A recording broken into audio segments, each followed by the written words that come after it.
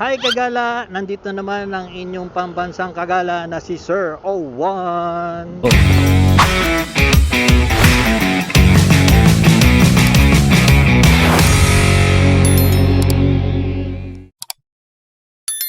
At today's video, tayo po ay mayroong isang mobile podcast na naman na isa po ay isang software developer na si Sir Jacob. Palakpakan! Sir Jacob, kamusta naman po? Sir Owan, okay naman po. Okay naman, sir. So, brief history lang, sir. Anong brief background mo? Paki-ano lang natin sa ating mga Kagala. Quick background. Yes, sir. So, yun nga, sabi niyo po na na-introduce yung software developer. So, yes, software developer po ako. Na 5 taon na ako sa trabaho noon. Unang trabaho ko siya. Tapos, ano lang ako, sa QC lang nakatira. At, ayun, lagi akong motorcycle taxi pag pabiyahe pa uwi galing opisina. Para tipid. Yes, sir. Ayan. Di lang yun, para mabilis din.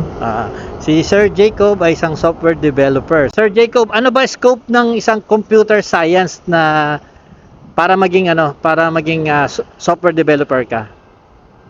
Sir, ayun, para tinuturo kasi doon sa kolehiyo namin para maging software developer sa computer science sa degree ay paano gumawa ng apps, paano gumawa ng website.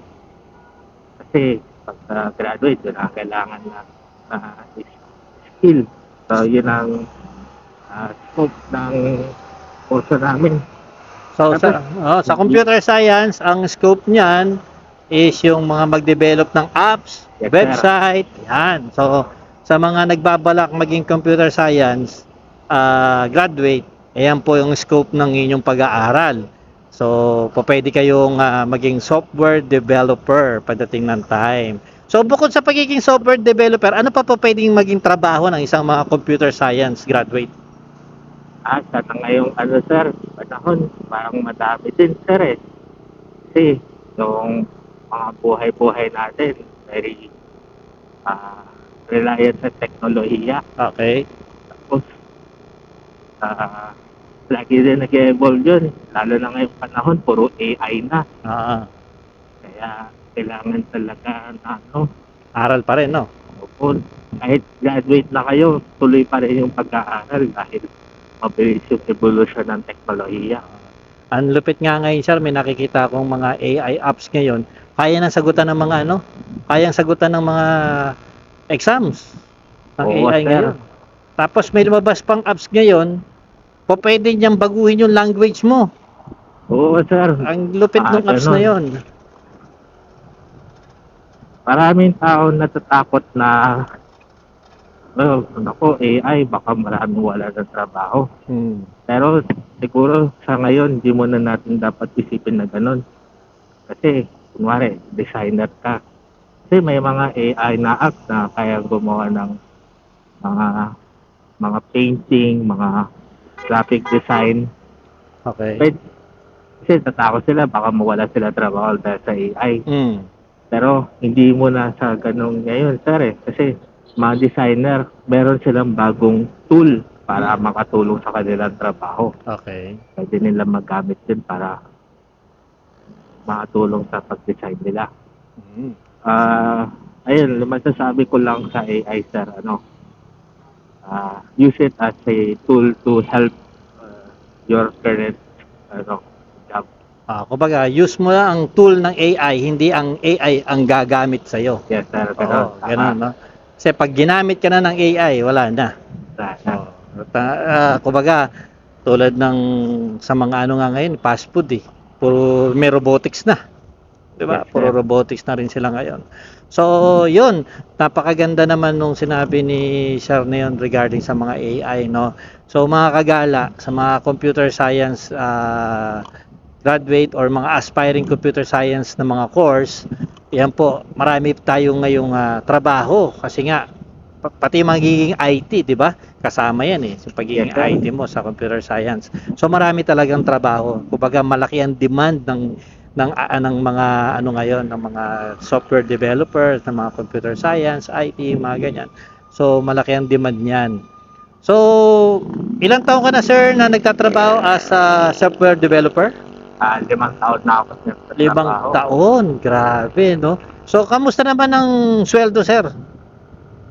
Yung progression ng sweldo namin, okay din naman sir. Kasi nung starting ko, nasa 30,000. Oo, starting.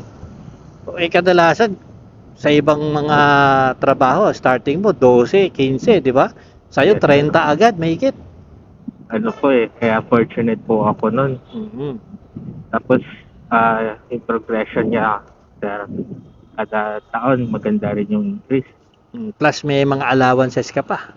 Opo, makakatulong din po yung mga ganun.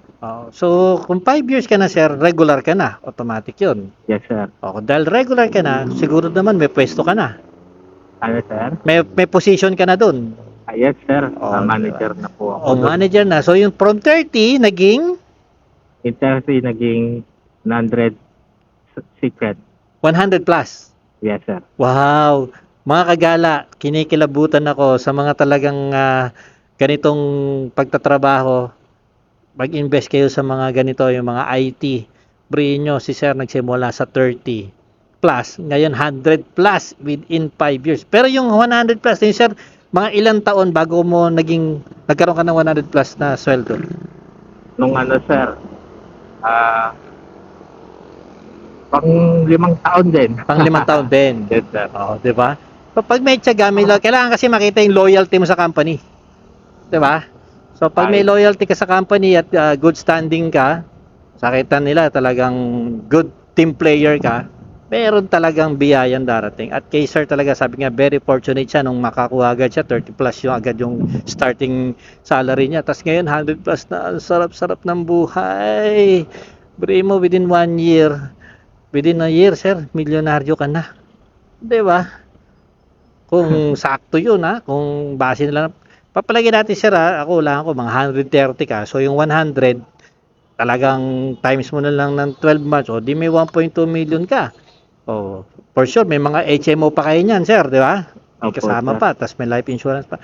So, ano pa, guys? So, yan ang kagandahan ng, kagandahan ng isang graduate po kayo ng mga technology na ganyan. So, Sir Jacob, pakibigyan sila ng inspirational message para sa mga aspiring mag-graduate ng ganyang course natin. Opo, sir. So, ano lang sa mga aspiring computer scientists, aspiring programmers dyan, tayo ko lang ay wag lang kayo mag-rely sa tinuro ng eskwelahan. Dapat continuous talaga yung learning nyo kasi sabi ko nga po kanina, laging may bago na mga tools na pwede natin gamitin. I-leverage lang natin yung mga yun. Tapos, ayun, wag lang talaga matakot matuto ng mga bago. Wag matakot na matuto ng bago kasi ang company naman nagbibigay ng schooling naman, sir, di ba? Nagpapa-schooling naman sila. Sa experience ko, sir, Self talaga. self-study talaga, Self-study sir. yan. Wala namang masama kahit mag-self-study kayo, sir. Kasi, mga kagala, may bunga naman na aanihin ka o pipitasin pagdating ng time. From 30K plus, ngayon is 100 plus na. So, ano pa, di ba? So, bukod dyan, sir, sa pagiging manager, ano pa yung susunod na pwesto? Yan ay hindi ko pa alam. Parang ganun lang muna, sir. Hindi, pero yung susunod na position sa'yo, sir, ano yung susunod doon? Parang senior manager. Senior manager. Naku, sigurado mga 200 yun, may higit. O, di ba? So, mga kagala, maraming salamat, Sir Jacob, sa pagbibigay ng mobile podcast natin ngayon sa ating mga kagala. Hello, mga kagala. Ingat po kayo lagi sa biyahe. Yan. So, siya aspiring natin na Move It subscriber natin yan, si Sir. So, talagang passenger siya ng lagi, ng Move It. So, mga kagala, andito na naman tayo sa ating mobile podcast na nagsasabing stay safe and ride safe. Peace, man!